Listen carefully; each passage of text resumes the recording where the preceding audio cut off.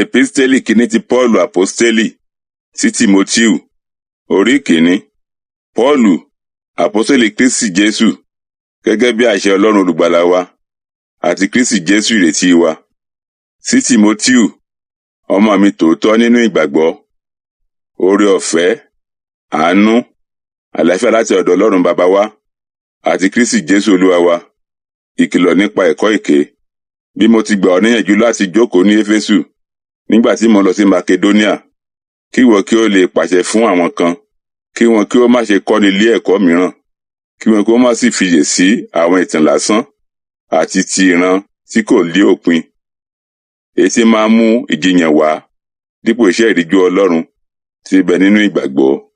Bẹ́ẹ̀ ni mo ṣe nísinsìnyí, ṣùgbọ́n òpin àṣẹ náà ní ìfẹ́, láti ọkàn mímọ́ àti ẹ̀rí ọkàn rere àti ìgbàgbọ́ àìṣẹ̀tàn-wá, láti inú èyí tí àwọn ẹlòmíràn ti yapa kúrò, tí wọ́n sì yà sápá kan sí ọ̀rọ̀ asán. Wọ́n fẹ́ ṣe olùkọ́ òfin, òye ohun tí wọ́n wí kò yé wọn, tàbí ti ohun tí wọ́n ń tẹnu mọ́. Ṣùgbọ́n àwa mọ̀ pé òfin dára, bí èèyàn bá lò ó bí a ti lo òfin, bí a ti mọ̀ èyí pé a kò ṣe òfin fún olódodo, bí kò ṣe fún àwọn aláìlófin àti àwọn aláìgbọ́ràn, fún àwọn aláìwà bí Ọlọ́run àti àwọn ẹlẹ́ṣẹ̀, fún àwọn aláìmọ́ àti àwọn ẹlẹ́gàn, fún àwọn apababa àti àwọn apàìyá, fún àwọn apànìyàn, fún àwọn àgbèrè, fún àwọn tí ń fi ọkùnrin bara wọn jẹ́, fún àwọn ají èèyàn tà, fún àwọn èké, fún àwọn abúra èké, àti bí ohun mìíràn bá sì wà tí ó lòdì sí ẹ̀kọ́ tí ó yè kooro, gẹ́gẹ́ bí ìrètí ògo Ọlọ́run olùbùkún tí a fi sí ìtọ́jú mi. Ọpẹ́ fún àánú Ọlọ́run. Mo dúpẹ́ lọ́wọ́ ẹni tí ó fún mi lé agbára, àní Kristi Jésù Olúwa wa, nítorí tí ó kà mí sí olóòótọ́ ní yíyàn mí sí iṣẹ́ rẹ̀. Bí mo tilẹ̀ jẹ́ asọ̀ròdì lẹ́ẹ̀kan rí, àti onínúnibíni, àti eléwu èèyàn, ṣùgbọ́n mo rí àánú gbà, nítorí tí mo ṣe lé àìmọ̀ nínú àìgbàgbọ́. Oore ọ̀fẹ́ Olúwa wa sì pọ̀ rékọjá pẹ̀lú ìgbàgbọ́ àti ìfẹ́ tí bẹ nínú Kristi Jésù. Òtítọ́ lé ọ̀rọ̀ náà, ó sì yẹ fún ìtẹ́wọ́gbà, pé Kristi Jésù wá sí ayé láti gba ẹlẹ́ṣẹ̀ là nínú àwọn ẹni tí èmi jẹ́ pàtàkì.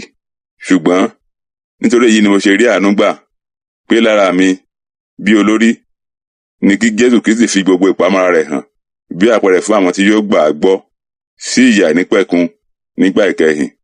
Ǹjẹ́ fún ọba ayérayé, àìdíbàjẹ́, àìrí, Ọlọ́run kan ṣoṣo, ní ọlá àti ògo wà fún láé àti láéláé. Àmín. Àṣẹ yìí ni mo pa fún ọ, Tímótíù ọmọ mi, gẹ́gẹ́ bí ìsọtẹ́lẹ̀ wọn nì tí ó ṣáájú lórí rẹ̀, pé nípa wọn kí ìwọ kí ó lè máa ja ogun rere, máa ní ìgbàgbọ́ àti ẹ̀rí ọkàn rere, èyí tí àwọn ẹlòmíràn tanù kúrò lọ́dọ̀ wọn, tí wọ́n sì rí ọkọ̀ ìgbàgbọ́ wọn. Nínú àwọn ẹni tí Himeneu àti Alexanderu wà, àwọn tí mo ti fi lé Sátánì lọ́wọ́, kí a lè kọ́ wọn, kí wọn kí ó má sọ̀rọ̀ òdì mọ́.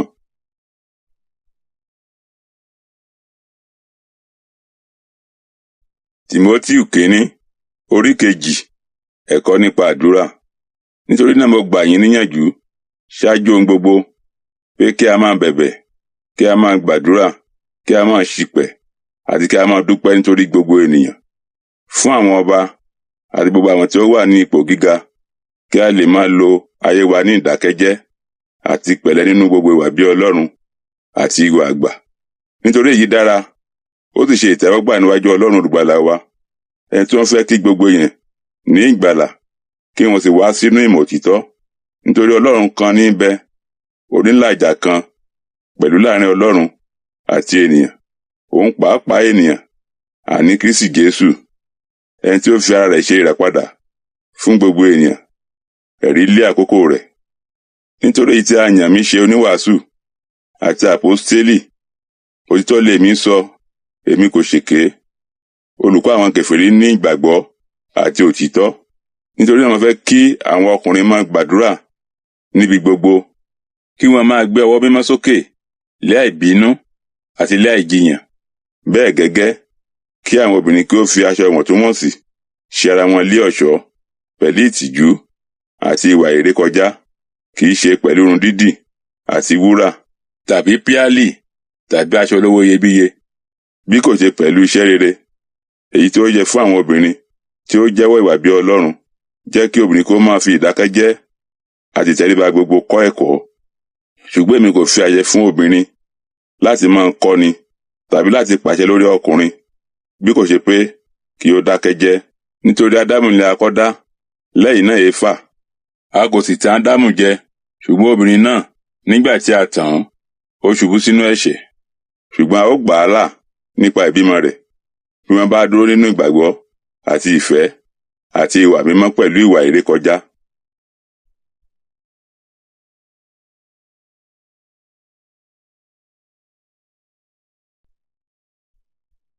Tímótì kínní, orí 3. Irú ẹni tí olùdarí ìjọ ní láti jẹ́. Òtítọ́ ni ọ̀rọ̀ náà. Bí ẹnikẹ́ni bá fẹ́ oyè bíṣọ́ọ̀bù, iṣẹ́ rere ni ó ń fẹ́.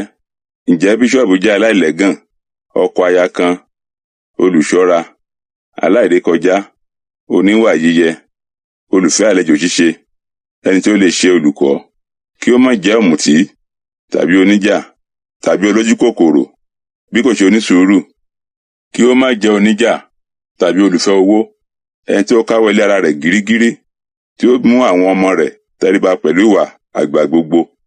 Ṣùgbọ́n bí èèyàn kò bá mọ̀ bí a ti ṣe ń káwọ́ ilé ara rẹ̀, òun á ti lè jẹ́ olùtọ́jú ìjọ Ọlọ́run. Kí ó má jẹ́ ẹni titun, kí ó má bàa gbéraga, kí ó sì ṣubú sínú ẹ̀bi èṣù. Ó sì jẹ́ kí ó ní ẹ̀rí rere pẹ̀lú ọ̀dọ̀ àwọn tí ń bẹ lóde, kí ó má bàa bọ́ sínú ẹ̀gàn àti sínú ìdẹkùn èṣù. Irú ẹni tí díákónì ní láti jẹ́. Bẹ́ẹ̀ gẹ́gẹ́ ló yẹ fún àwọn díákónì láti ní ìwà àgbà, kí wọ́n má jẹ́ ẹlẹ́nu méjì, kí wọ́n má fi ara wọn fún wáìnì púpọ̀, kí wọ́n má jẹ́ olójú kòkòrò, kí wọ́n má dé ohun ìjìnlẹ̀ ìgbàgbọ́ mú lé ọkàn funfun. Kí a sì kọ́ wá ìdí àwọn wọ̀nyí dájú pẹ̀lú. Nígbà náà ni kí a jẹ́ kí wọ́n jẹ oyè díákónì, bí wọ́n bá jẹ́ aláìlẹ́gàn. Bẹ́ẹ̀ gẹ́gẹ́ ló yẹ fún àwọn obìnrin láti ní ìwà àgbà, kí wọ́n má jẹ́ asọ̀rọ̀ ẹni lẹ́yìn, bí kò ṣe aláìrékọjá, olóòótọ́ lé ohun gbogbo. Kí àwọn díákónì jẹ́ ọkọ obìnrin kan, kí wọn kí ó káwọ́ àwọn ọmọ wọn àti ilé ara wọn dáradára. Nítorí àwọn tí ó lo oyè díákónì dáradára ra ipò rere fún ara wọn àti ìgboyà púpọ̀ nínú ìgbàgbọ́ tí ń bẹ nínú Kristi Jésù. Ohun ìjìnlẹ̀ ẹ̀sìn wa. Ìwé nǹkan wọ̀nyí ni mo kọ sí ọ, mo sì ń retí àti tọ̀ ọ́ wá ní lọ́ọ́lọ́. Ṣùgbọ́n bí mo bá pẹ́, kí ìwọ kí ó lè mọ̀ bí ó ti yẹ fún àwọn èèyàn láti máa hùwà nínú ilé Ọlọ́run, tí ń ṣe ìjọ Ọlọ́run alààyè, ọ̀wọ̀n àti ìpìlẹ̀ òtítọ́, láì ṣiyèméjì, títóbi nínú ìjìnlẹ̀ ìwà bí Ọlọ́run, ẹni tí a fi hàn nínú ara, tí a dá láre nínú ẹ̀mí, tí àwọn áńgẹ́lì rí, tí a wàásù rẹ̀ láàrin àwọn orílẹ̀-èdè, tí a gbàgbọ́ nínú ayé, tí a gbà sókè sínú ògo.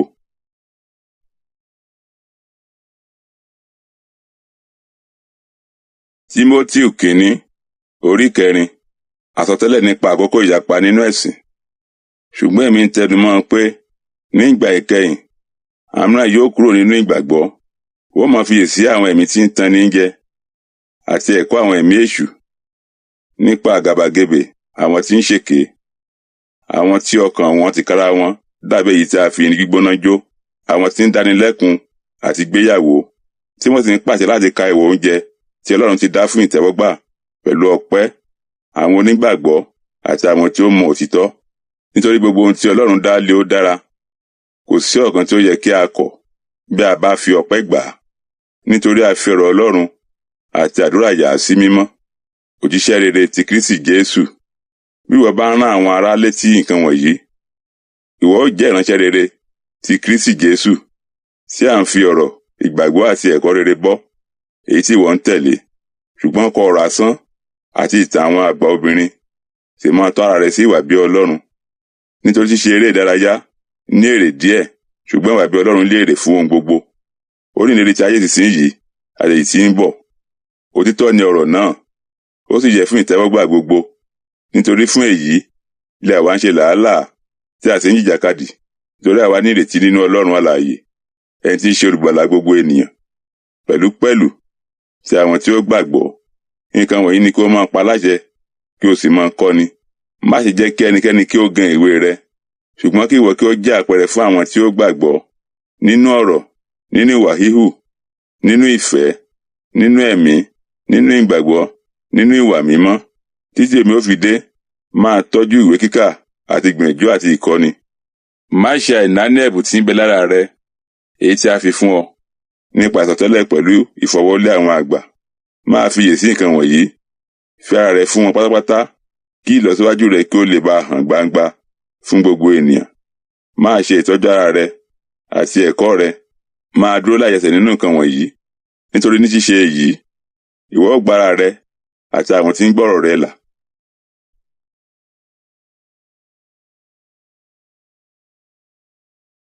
Tímótì kínní, orí 5. Iṣẹ́ sí àwọn tí ó gbàgbọ́. Má ṣe bá alàgbà wí, wí kó máa gbà á níyànjú bí baba, àwọn ọ̀dọ́mọkùnrin bí arákùnrin, àwọn àgbà obìnrin bí ìyá, àwọn ọ̀dọ́mọbìnrin bí arábìnrin nínú ìwà mímọ́. Bọ̀wọ̀ fún àwọn opó tí ń ṣe opó ní tòótọ́, ṣùgbọ́n bí opó kan bá lé ọmọ tàbí ọmọ ọmọ, jẹ́ kí wọn kó tètè kọ́ àti ṣe ìtọ́jú ilé àwọn tìkára wọn, kí wọn kó sì san oore àwọn òbí wọn padà, nítorí pé èyí ló ṣe ìtẹ́wọ́gbà níwájú Ọlọ́run. Ǹjẹ́ ẹni tí ń ṣe opó ní tòótọ́ tí ó ṣe òun nìkan, a máa gbẹ́kẹ̀lé Ọlọ́run, a sì máa dúró nínú ẹ̀bẹ̀ àti nínú àdúrà lọ́sàn àti lóru. Ṣùgbọ́n ẹni tí ó bá fi ara rẹ̀ fún ayé jíjẹ, ó kú nígbà tí ó wà láàyè. Nǹkan wọ̀nyí ni kí ìwọ kí o sì máa pa láṣẹ, kí wọn kí ó lè wà láìlẹ́gàn. Ṣùgbọ́n bí ẹnikẹ́ni kò bá pèsè fún àwọn tirẹ̀, pàápàá fún àwọn ará ilé rẹ̀, ó ti sẹ́ ìgbàgbọ́, ó burú ju aláìgbàgbọ́ lọ. Má ṣe kọ orúkọ ẹni tí ó bá dín ní 60 ọdún sílẹ̀ bí opó, tí ó ti jẹ́ obìnrin ọkọ kan, ẹni tí a jẹ́ ìrẹ̀ fún iṣẹ́ rere, bí ó bá ti ń tọ́ ọmọ rí, bí ó bá ti ń gba àlejò, bí ó bá ti ń wẹsẹ̀ àwọn èèyàn mímọ́, bí ó bá ti ń ran àwọn olùpọ́njú lọ́wọ́, bí ó bá ti ń lépa iṣẹ́ rere gbogbo.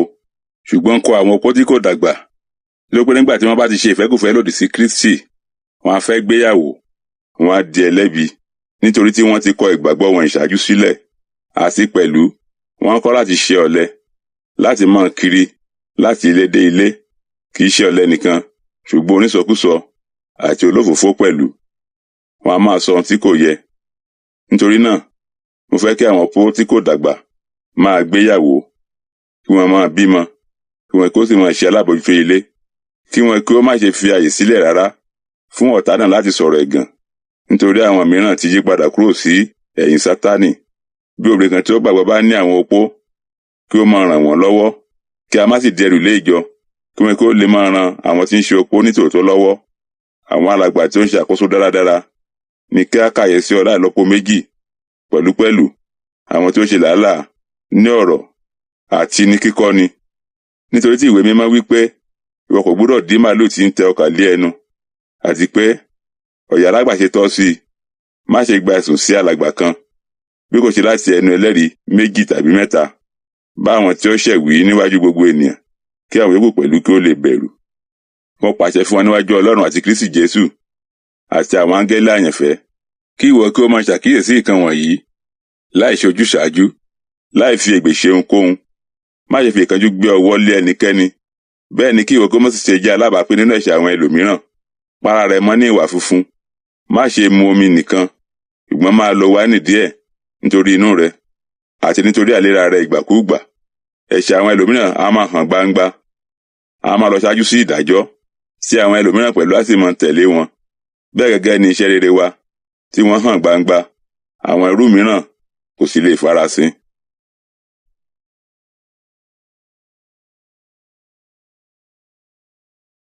Tímótì kínní, orí 6. Kí gbogbo àwọn tí ń ṣe lábẹ́ ìrú máa ka àwọn olúwa tí ó ní wọ́n yẹ sí ọlá gbogbo, kí a má bàa sọ̀rọ̀ òdì sí orúkọ Ọlọ́run àti ẹ̀kọ́ rẹ̀. Àwọn tó sì ní olúwa onígbàgbọ́, kí wọ́n má ṣe gẹ̀ wọ́n, nítorí arákùnrin ni wọ́n, ṣùgbọ́n kí wọ́n túbọ̀ máa sìn wọ́n, nítorí àwọn tí í ṣe alábàápín iṣẹ́ rere, wọ́n jẹ́ onígbàgbọ́ àti olùfẹ́. Nǹkan wọ̀nyí ni kí wọ́n máa kọ́ni, kí ó sì máa fi gbà á níyànjú, ẹ̀kọ́ burúkú àti ọ̀rọ̀ tòótọ́. Bí ẹnikẹ́ni bá ń kọ́ni ilé ẹ̀kọ́ mìíràn, tí kò sì gba ọ̀rọ̀ tí ó yè kooro, àní ọ̀rọ̀ Jésù Kristi Olúwa wa, àti ẹ̀kọ́ gẹ́gẹ́ bí ìwà bí Ọlọ́run, ó gbéraga, kò mọ nǹkan kan, bí kò ṣe ìfẹ́ ìyàn jíjà àti ìjà ọ̀rọ̀, nínú èyí tí ìlara, ìyà, ọ̀rọ̀ búburú àti ọ̀rọ̀ búburú ti wá, ọ̀rọ̀ àyípo, àwọn èèyàn lọ́kàn èrí tí kò sí òtítọ́ nínú wọn, tí wọ́n ṣe bí ọ̀nà sí èrè ní ìwà bí Ọlọ́run, ìralọ́dọ̀ rú àwọn wọn nì, ṣùgbọ́n ìwà bí Ọlọ́run pẹ̀lú ìtẹ́lọ́rùn èrè ńlá ni, nítorí a kò mú nǹkan wá sí ayé, bẹ́ẹ̀ ni a kò sì lè mú ohunkóhun jáde lọ. Bí a bá sì lé oúnjẹ àti aṣọ, ìwọ̀nyí yóò tẹ́ wa lọ́rùn, ṣùgbọ́n àwọn tí ń fẹ́ di ọlọ́rọ̀ a máa ń bọ́ sínú ìdánwò àti ìdẹkùn, àti sínú wèrè ìfẹ́kùfẹ́ pípọ̀ tí ń pani lára, irú èyí tí máa rí èèyàn sínú ìparun àti ègbé. Nítorí ìfẹ́ owó ni gbogbo ohun búburú gbogbo, èyí tí àwọn mìíràn ń lépa, tí a sì mú wọn ṣáko kúrò nínú ìgbàgbọ́, wọ́n sì fi ìbìnújẹ́ púpọ̀ gún ara wọn lé ọ̀kọ̀. Ìjà rere ti ìgbàgbọ́. Ṣùgbọ́n ìwọ èèyàn Ọlọ́run, sá fún nǹkan wọ̀nyí, kó sì máa lépa òdodo, ìwà bí Ọlọ́run, ìgbàgbọ́, ìfẹ́, sùúrù, ìwà tútù. Máa jà ìjà rere ti ìgbàgbọ́. Di ìyà àìnípẹ̀kun mú nínú èyí tí a gbé pè ọ́ sí, tí ìwọ sì ṣe ìjẹ́wọ́ rere níwájú ẹlẹ́rìí púpọ̀. Mo pàṣẹ fún ọ níwájú Ọlọ́run tí ń sọ ohun gbogbo di ààyè, àti níwájú Jésù Kristi, ẹni, níwájú Pọ́ńtíù Pílátù, tí ó jẹ́rìí ìjẹ́wọ́ rere, kí ìwọ kí ó pa òfin mọ́ lé àìlábàwọ́n, lé àìlẹ́gàn títí di ìfarahàn Olúwa wa, Jésù Kristi, èyí tí yóò fi hàn ní ìgbà tirẹ̀. Ẹ tí ń ṣe olùbùkún àti alágbára náà kan ṣoṣo, ọba àwọn ọba àti olúwa àwọn olúwa. Ẹnìkan ṣoṣo tí ó ní àìkú, tí ń gbé inú mọ́lẹ̀ tí a kò lè súnmọ́, ẹni tí ẹ̀yìn kan kò rí rí, tí kò sì lè rí, ẹni tí ọlá àti agbára títí láé ìṣe tirẹ̀. Àmín.